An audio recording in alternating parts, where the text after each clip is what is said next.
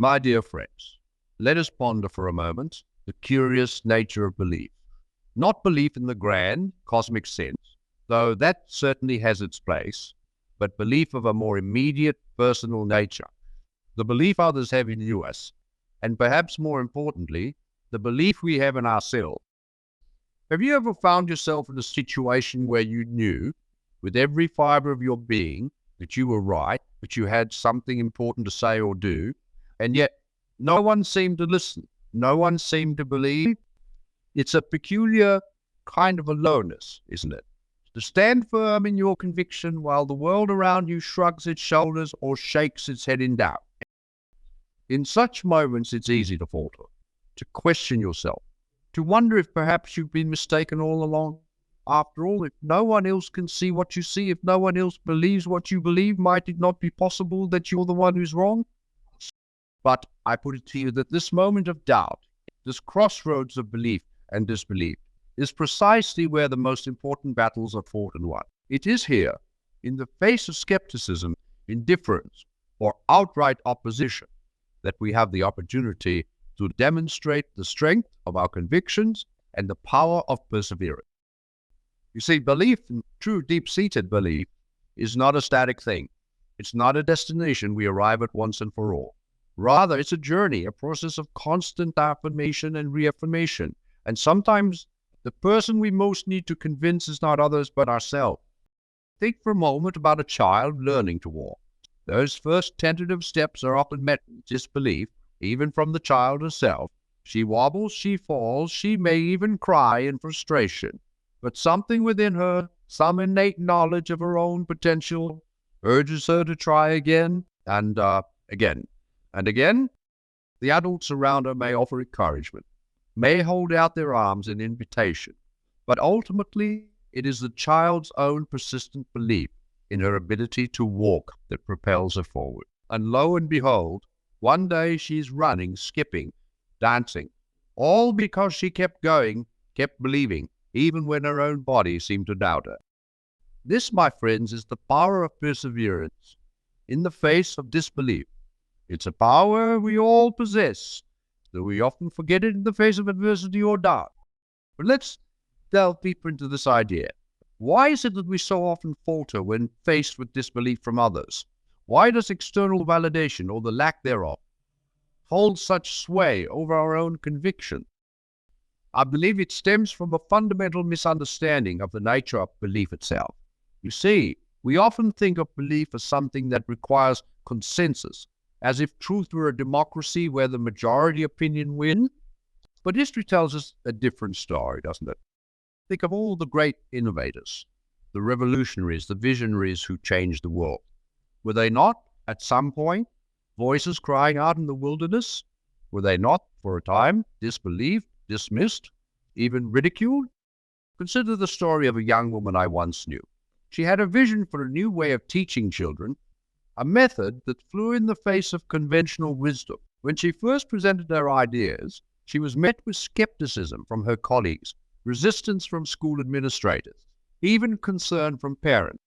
For a time, she doubted herself. The weight of disbelief from others threatened to crush her conviction. But something within her, some deep-seated knowledge of the rightness of her approach, urged her to keep going. And so she did. Day after day, she refined her methods. She gathered data, documented results, honed her arguments. She spoke to anyone who would listen, and even to those who wouldn't.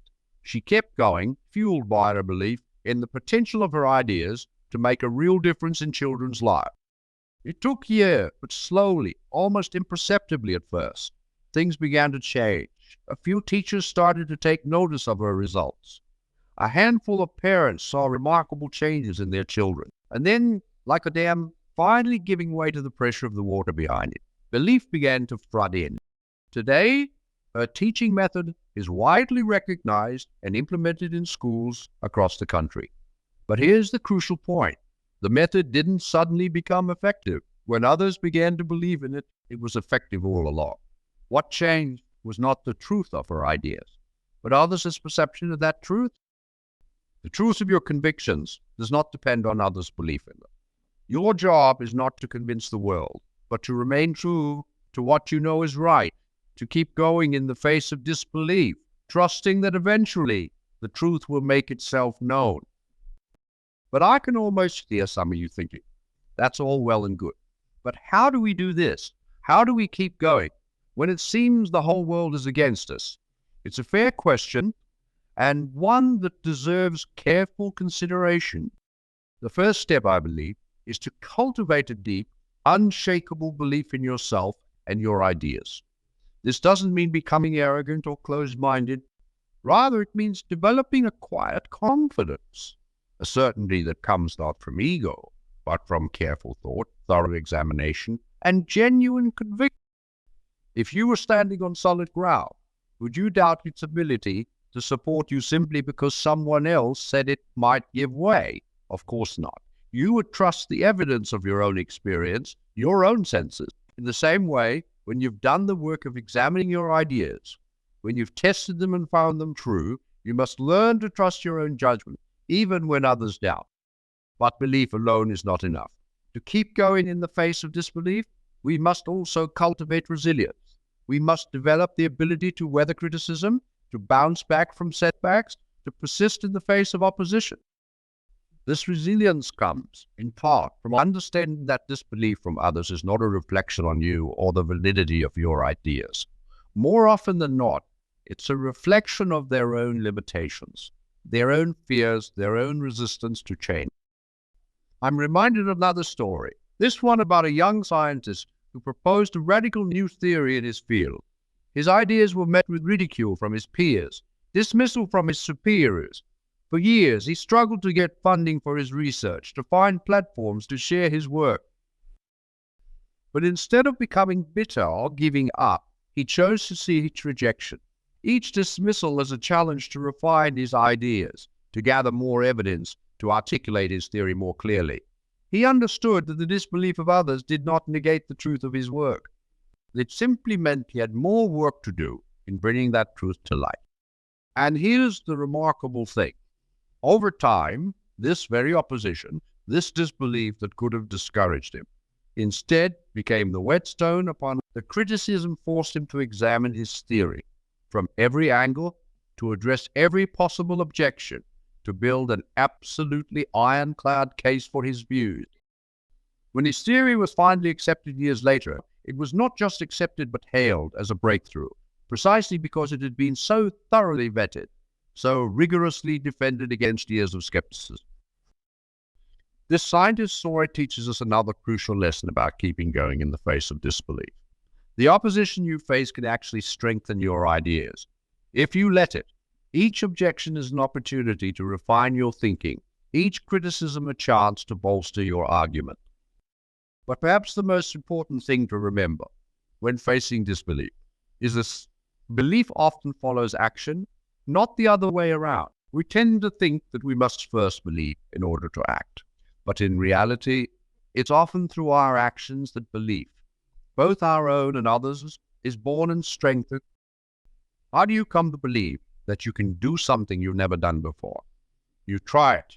You take that first, uncertain step, and then another, and another. It's through the doing that belief grows.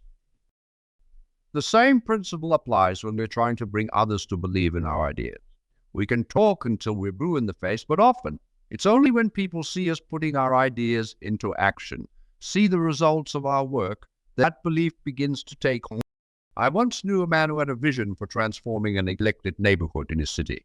He spoke to community leaders, to city officials, to anyone who would listen about his plans for urban renewal. But for years, his words fell on deaf ears.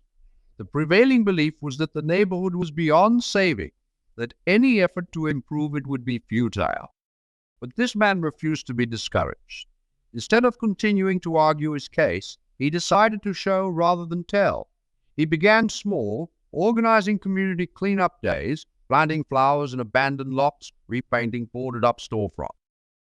At first, few people joined him, but he kept going day after day. Week after week, slowly, others began to take notice. A few neighbors joined his efforts. Then a few more. Local businesses started to contribute resources. As the neighborhood began to visibly improve, belief began to grow. People who had lived there for years started to see their community in a new light. City officials who had dismissed his plans now came to him for advice. The transformation didn't happen overnight. It took years of persistent effort. But through his actions, through his refusal to give up in the face of disbelief, this man not only realized his vision, but inspired an entire community to believe in the possibility. But belief is contagious, but it's often caught through action rather than argument. When we keep going, when we continue to act on our convictions despite disbelief from others, we create a powerful testimony that speaks louder than words ever could. Keeping going in the face of disbelief is not easy. It requires a kind of courage that goes beyond the momentary bravery of facing a single challenge. It demands a sustained, day in, day out commitment to our convictions, a willingness to face doubt and dismissal with steadfast determination. So how do we cultivate this kind of courage? How do we find the strength to keep going when it seems like no one believes in us or our ideas? The cultivation of courage in the face of disbelief begins, I believe, with a clear understanding of our own motivations. Why do we believe what we believe? Why are we so committed to this idea, this course of action? When we can answer these questions with clarity and conviction, we create a wellspring of strength to draw upon in moments of doubt.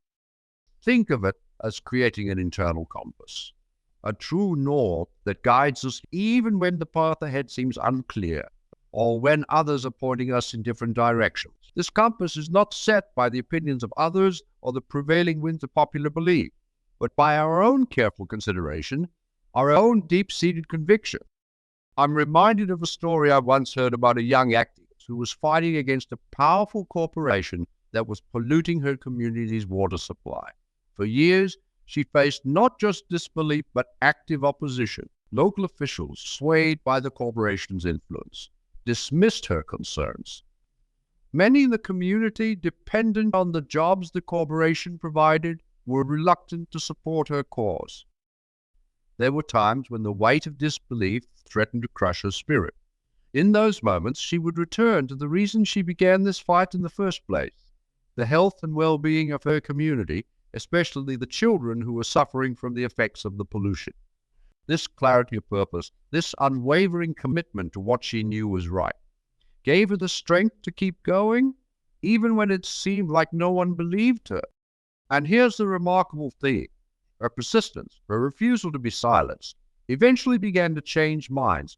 First a few, then more and more people in the community began to listen, to look at the evidence she had gathered, to believe. It took years, but eventually, the solitary voice grew into a chorus that could no longer be ignored. This young woman's story illustrates another crucial aspect of keeping going in the face of disbelief: the importance of focusing on the truth of your message rather than on the act of convincing others. You see, when we become too fixated on making others believe us, we risk losing sight of the very thing that makes our message powerful: its truth. Truth has a power on its own. It doesn't require belief to be true. Your job is not to force others to believe, but to continue speaking and acting in alignment with the truth as you understand it. But in time, the truth will make itself known. This shift in focus from convincing others to simply living your truth can be incredibly liberating. It frees you from the exhausting work of trying to control others' perceptions and allows you to direct your energy towards what. But let's address another challenge that often arises when we're faced with a persistent disbelief: the temptation to doubt ourselves. It's natural, when faced with skepticism or opposition from others, to begin to question our own conviction. Maybe they're right, we might think. Maybe I am mistaken. The self-doubt can be paralyzing if we let it take hold. But here's the thing: doubt in and of itself is not the enemy. In fact, a certain amount of self-questioning can be healthy. It keeps us honest, prevents us from becoming rigid or dogmatic in our thinking. The key is to make doubt work for you rather than against you. When doubts arise, don't try to suppress them. Instead, use them as an opportunity to re-examine your ideas, to shore up any weak points in your reasoning, to gather more evidence if needed.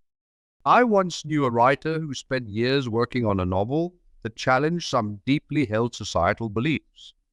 Time and again, publishers rejected her work, telling her that her ideas were too controversial, that readers wouldn't accept them. With each rejection, a seed of doubt was planted. But instead of allowing these doubts to defeat her, she used them as fuel for her work. Each time she felt uncertain, she would return to her research, deepening her understanding, refining her arguments. She sought out conversations with people who disagreed with her, not to argue, but to truly understand their perspective and address their concerns in her work.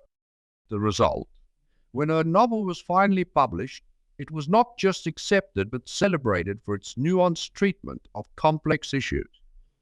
The very doubts that could have derailed her instead became the means by which her work was strengthened. This writer's experience teaches us an important lesson. Our doubts, when approached with curiosity and openness rather than fear, can actually deepen our conviction and strengthen our message. Now, let's consider another vital aspect of keeping going in the face of disbelief: the power of community. While the journey of believing in yourself and your ideas can often feel solitary, the truth is, we are not meant to walk this path. Finding even one other person who believes in you and your vision can make an enormous difference. This person doesn't have to fully understand or even agree with everything you're saying or doing. They simply need to believe in you, in your integrity, in your potential to make a difference. Think of this person or people as your belief battery. When your own belief is running low, when the weight of others' disbelief is threatening to overwhelm you, you can draw strength and renewal from their faith in you. I'm reminded of the story of two brothers who had an idea for a flying machine at a time when most people believed human flight was impossible. They faced ridicule, skepticism, even hostility from many quarters, but they had each other. When one brother's belief faltered, the other's conviction would hold steady, providing the support needed to keep going. Their mutual belief, their unwavering support for each other, created a reservoir of strength that sustained them through years of failed attempts, setback, and widespread disbelief. And in the end, their persistence paid off. They didn't just prove human flight was possible, they revolutionized the world. This show it. When shared, grows stronger. When we find others who believe in us and our ideas, our own belief is reinforced, our resolve strengthened. We are reminded that we're not crazy for believing, that our vision has merit, that our efforts have value. But what if you can't find anyone who believes in you or your ideas? What if you truly are a voice crying out alone in the wilderness? First, let me assure you that this situation, while challenging, is not as uncommon as you might think. Many great ideas, many world-changing movements began with a single person believing what no one else could yet see. In such situations, your task is twofold. First, you must become your own most steadfast believer. This doesn't mean ignoring valid criticism or refusing to consider other perspectives. Rather, it means cultivating a deep, unshakable faith in the truth of your vision and the rightness of your path. Secondly, you must work to create a community of belief around you. This doesn't happen overnight. It begins with sharing your vision with others, not with the desperate energy of someone seeking validation, but with the quiet confidence of someone who knows they have something valuable to offer. You might begin by finding people who, while they may not fully believe in your specific idea, believe in the values that underpin it, or people who, while skeptical of your conclusions, respect your process, your integrity, your commitment to truth. From these small seeds of shared values or mutual respect, belief can grow. As you continue to act on your convictions, as you demonstrate the validity of your ideas through persistent action, you create opportunities for others to see what you see, to believe what you believe.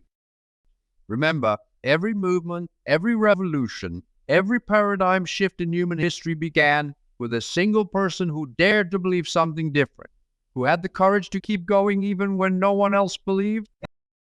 But let's talk about another crucial aspect of keeping going in the face of disbelief: the importance of taking care of yourself.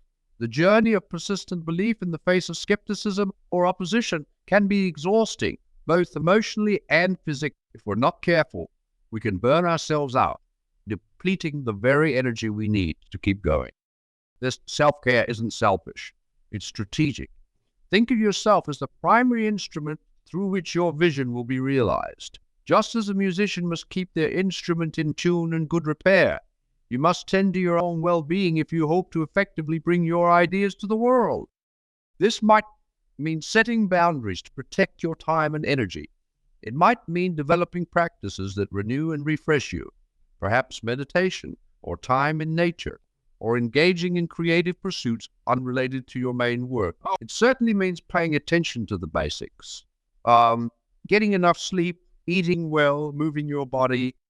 I once knew an educator who was working tirelessly to implement a new teaching methodology in her school district.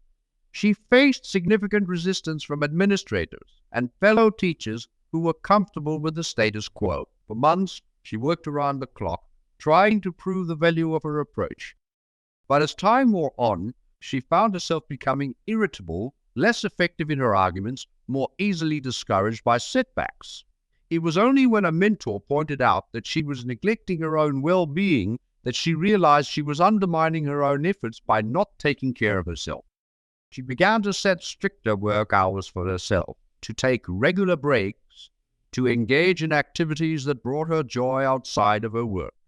To her surprise, this self-care didn't slow her progress, it accelerated it. She found she had more energy, more clarity of thought, more resilience in the face of continued resistance. This educator's experience reminds us of an important truth. Keeping going isn't just about pushing harder. It's about pacing yourself, about sustaining your energy and your belief over the long haul. Now, let's address another challenge that often arises when we're faced with persistent disbelief. The temptation to compromise our vision in the attempt to gain acceptance or belief from others. It's a seductive idea. If we just water down our message a little, if we make it less challenging or more palatable to the mainstream, maybe then people will believe us. While there's certainly value in considering how to communicate your ideas effectively, compromising the essence of your vision in an attempt to win believers often backfires. Not only does it dilute the power of your message, but it can also undermine your own belief and passion for your work. I'm reminded of a social entrepreneur I once met who had a bold vision for addressing homelessness in his city. His approach was radical, challenging many commonly held beliefs about the nature of homelessness and the most effective ways to address it. Initially, he faced significant skepticism and resistance from city officials and established charities working in this space. Discouraged by the lack of support, he considered modifying his approach to align more closely with existing methods, thinking this might help him gain acceptance and funding. But as he explored this compromise, he realized that doing so would undermine the very innovations that made his approach potentially transformative. Instead of compromising his vision, he decided to double down on it. He refined his arguments, gathered more data to support his ideas, and most importantly, he began implementing his approach on a small scale, using his own resources and a handful of committed volunteers. The results spoke for themselves. While it took time, his unconventional methods began to show remarkable success rates. Gradually, those who had been skeptical began to take notice. What had once seemed radical now began to look innovative. This entrepreneur's story illustrates a crucial point. Sometimes the very thing that makes others skeptical of your ideas, their novelty, their challenge to the status quo, is precisely what makes them valuable and important. Compromising that uniqueness in an attempt to gain acceptance can rob your vision of its power to truly make a difference. So, how do we stay true to our vision while still finding ways to help others understand and believe in it? The key, I believe, lies in focusing on effective communication rather than compromise. This means really listening to the concerns and objections of others, not to change your ideas, but to understand how to better explain them. It means finding common ground, areas where your vision aligns with values or goals that others already hold, and using these as bridges to help others understand your broader message. It means being patient, recognizing that big ideas often take time to be understood and accepted. Most importantly, it means showing rather than just telling. Remember, belief often follows action. When you consistently act in alignment with your vision, When you create tangible results, even on a small scale, you provide evidence that can begin to shift others' perception. Now, as we near the end of our time together, I want to address one final crucial point about keeping going when others don't believe. The importance of celebrating your progress, no matter how small it might seem. When we're focused on a big vision, especially one that others don't yet believe in, it's easy to become discouraged by how far we still have to go. We can lose sight of how far we've already come, but acknowledging and celebrating your progress, even when it feels insignificant in the grand scheme of things, is vital to maintaining your motivation and belief over the long haul. Every step forward, no matter how small, is a victory. Every person who moves from active disbelief to curiosity about your ideas, every small implementation of your vision, every bit of progress in refining and articulating your message, these are all wins worth celebrating. I once knew an environmental activist who spent years trying to convince her community to adopt more sustainable practices. For a long time, it seemed like no one was listening. But instead of becoming discouraged, she chose to celebrate every tiny victory. The first time a neighbor asked her advice about composting, the day the local school agreed to start a small recycling program. The community meeting where, for the first time, someone other than her brought up the issue of sustainability. These celebrations, small as they might have seemed to an outsider, fueled her persistence. They reminded her that change was happening, even if it was slower than she might have wished.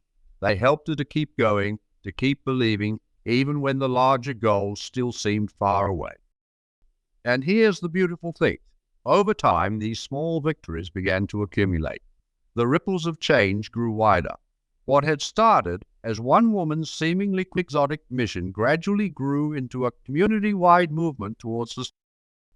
Maximus' story reminds us of an important truth. Big changes often start small. By celebrating these small beginnings, we nurture our own belief and create the energy needed to keep. But let's delve deeper into this idea of celebration. It's not just about patting yourself on the back or throwing a party, though those things can certainly have their place. It's about cultivating a mindset of appreciation and recognition for the journey itself, not just the destination. When we only focus on the end goal, on the moment when everyone finally believes that our vision is fully realized, we set ourselves up for frustration and burnout. The path of bringing a new idea into the world is rarely straight or smooth. It's filled with setbacks, unexpected turns, moments of doubt and difficulty. By learning to celebrate the small victories along the way, we train ourselves to find joy and satisfaction in the process itself. We become more resilient, better able to weather the inevitable storms of disbelief and opposition. We cultivate a kind of patience that isn't passive waiting, but active engagement with each step of the journey. Think about a child learning to walk. We don't wait until they can run a marathon to celebrate their progress. We cheer for their first wobbly step, their first time standing up without support, each small increase in balance and coordination. And it's this celebration, this positive reinforcement, that encourages them to keep trying. In the same way, when you're working to bring a new idea into the world, you need to become your own cheerleader. You need to learn to recognize and celebrate each small step forward, each tiny victory. This might mean keeping a journal where you record your progress, no matter how incremental it might seem. It might mean sharing your small wins with your support network, the people who believe in you and your vision. It might mean creating rituals or rewards for yourself to mark milestones along the way. Whatever form it takes, this practice of celebration serves multiple purposes. It boosts your morale, helping you to persist in the face of disbelief. It provides evidence of your progress, which can be powerful ammunition against your own doubts and the skepticism of others. And perhaps most importantly, it helps you to enjoy the journey itself, to find fulfillment not just in the achievement of your ultimate goal, but in the day-to-day work of bringing your vision to life. As we draw to a close, I want to leave you with one final thought. Keeping going when others don't believe in you or your ideas is not just an act of personal determination. It's an act of service to the world. See, every great idea, every important truth, every significant advance in human knowledge or understanding started as a belief held by a minority, often a minority of one. If the people who held these beliefs had given up in the face of disbelief, if they had allowed the skepticism of others to silence them, our world would be immeasurably poorer. When you persist in your belief, when you keep going despite the disbelief of others, you're not just serving your own vision. You're serving the potential for that vision to change the world. You're holding space for a new possibility, a new way of thinking or being or doing. That might just be exactly what the world needs. So I urge you, whatever your vision, whatever truth you're striving to bring into the world, keep going, keep believing, keep taking those steps forward, even when it seems no one else believes. For in your persistence, in your unwavering commitment to your truth, lies the power to change